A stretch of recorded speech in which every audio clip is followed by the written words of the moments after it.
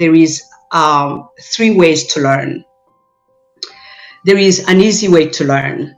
It's learning from other people's mistakes, which I wish our audience to learn from my mistakes, to learn from my experience so that they can apply it in their lives to avoid to go through the same experience. So there is another second way to learn is you experiencing that yourself. And I'm sorry, I'm going to use this word, and there's a stupid way to learn. And I'm so sorry. I'm the one of those people who learned a stupid way. No, come on.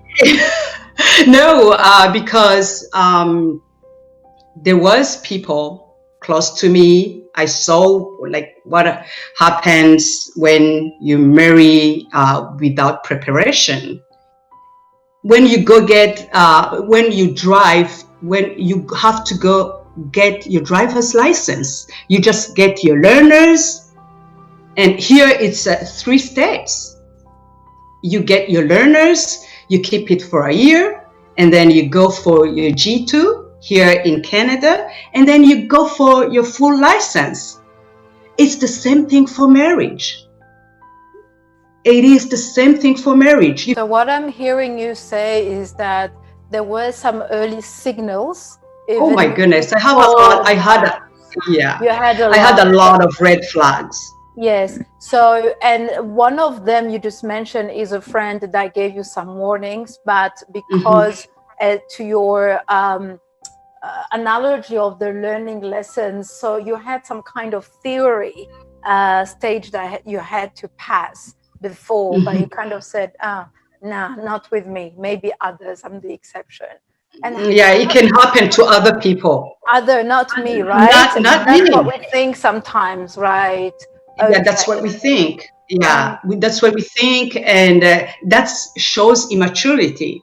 And I'm not naivety to some extent, because as you said at the beginning, when you're entering into a marriage or any agreement, it could also be business, there is hope, there is that benefit of a doubt that you are in it for good, for life, and marriage is a contract for life. So I guess one can understand why you believe that you would be an exception. And I know that our viewers, some of them may be thinking about getting married, and what you are saying, truly, I hope that if there are some red flags, that they will be able to pay attention to those, learning from your experience. One of the 3 ways you mentioned to learn from. So yes, easy way, hard way, and stupid way. I'm here opening my heart so that it can help somebody.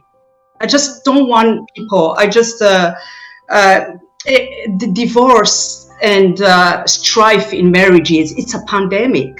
I usually say in my workshops that we have to know the definition of something like abuse. It's abnormal use. There is abuse when you misuse something that was purposed for something else.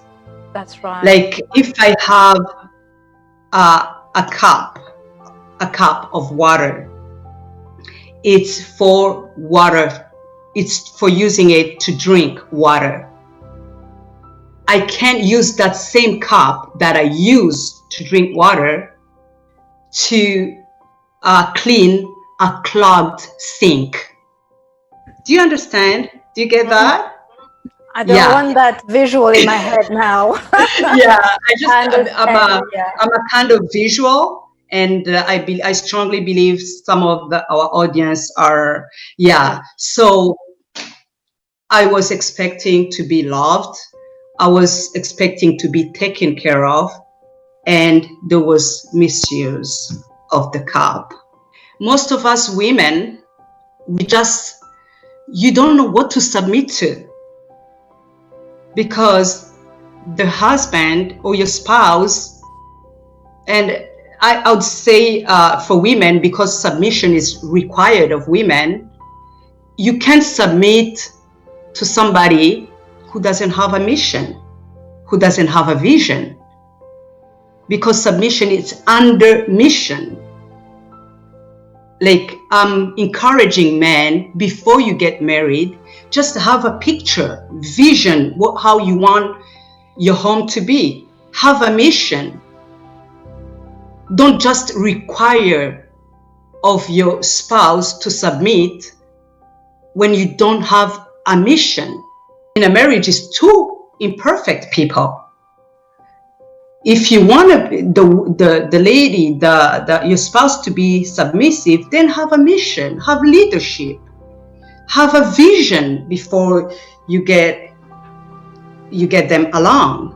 What I liked about our relationship, finally, after 17 years, we were all, I think we got to a season of acceptance, because there is a season of denial, a season of depression, and then we got to a season of acceptance. For people that are preparing to get married, just ask those questions.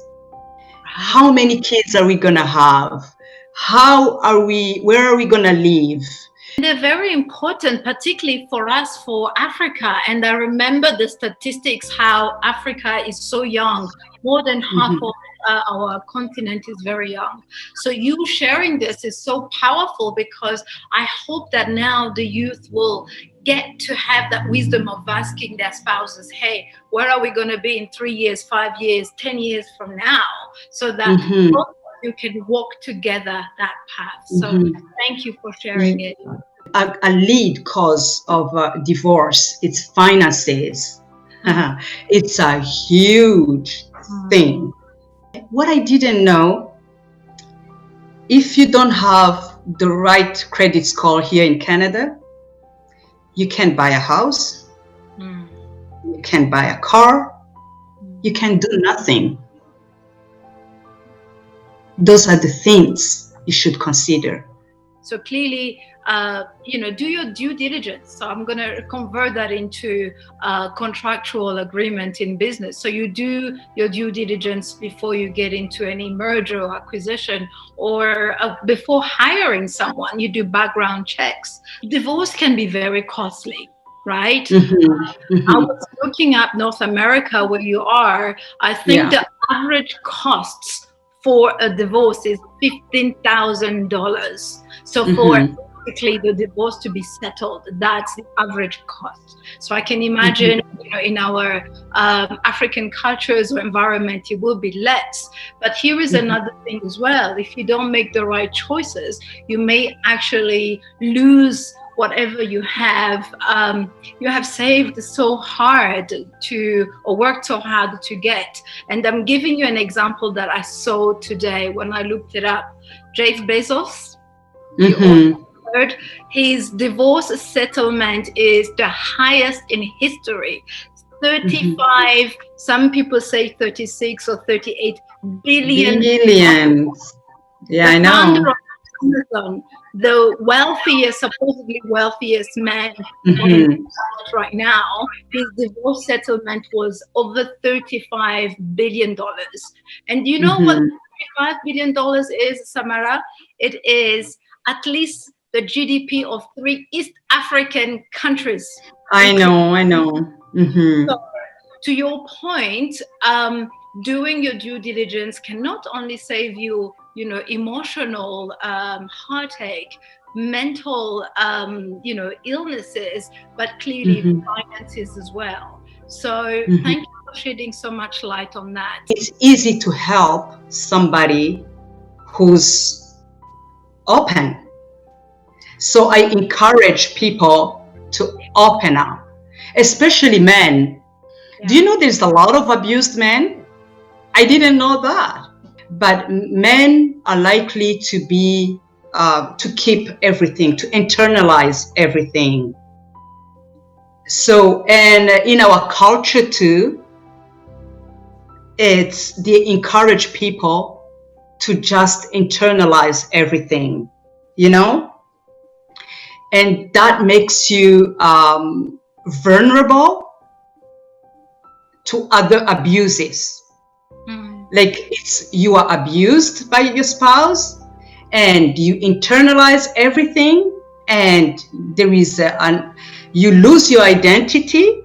Because in your psyche, in your subconscious, you kind of realize that you made the wrong choice the first time. You may make wrong choices again, which was probably one of the reasons why you had to get someone else's second opinion about even smaller details. So that was that level of trauma or level of Yes. guessing. And low self-esteem. Healing is very important. And how do you heal? It depends on your situation, because we are unique. Like every marriage doesn't look like another one. It's your marriage. You have to know. You have to be brave enough to talk about it. You have to have support. I went through counseling. And I found out like the problems I have, because through the process of divorce, there is a time where you are confused, in denial, and there's a time where it's painful, you're grieving. Give yourself time to grieve. It's okay to grieve, and take your time. Depending on your circumstances, take your time, grieve, because divorce is a loss. It's the same thing. It's the same process as losing somebody, like somebody dying, because you are one. When you are married, you become one. It's part of you that is dead. And the saddest part of it, like your partner is dead, but he's still living at the same time. You have to deal with them. I encourage anybody here in our audience that have somebody who's going through a divorce, support them emotionally. The anger, some of us are angry, so we have to be, I am calling people to be patient on people that are going through divorce. I just worked on myself. I relearned to love myself. I relearned to love myself, to know that I'm not what happened to me. Just know that you're not what happened to you. You're not what the other person said you are. You are who God created you to be. I encourage people that you are fearfully and wonderfully made. As I said at the beginning, it's a difficult time. It is, yes, a physical pandemic that we all are going through with the COVID, but as you said yourself, it is an emotional pandemic, the issue of the word, the divorce. So I hope you learned from Samara today, and I hope that you will know how to make wise choices, decisions, and you're not all by yourself. There's always help. There are always people there to walk the journey with you, whatever that journey is. There are people who are available. There are coaches like myself, like my colleagues. There are counselors and my friends that can walk the journey with you so that you don't have to struggle by yourself.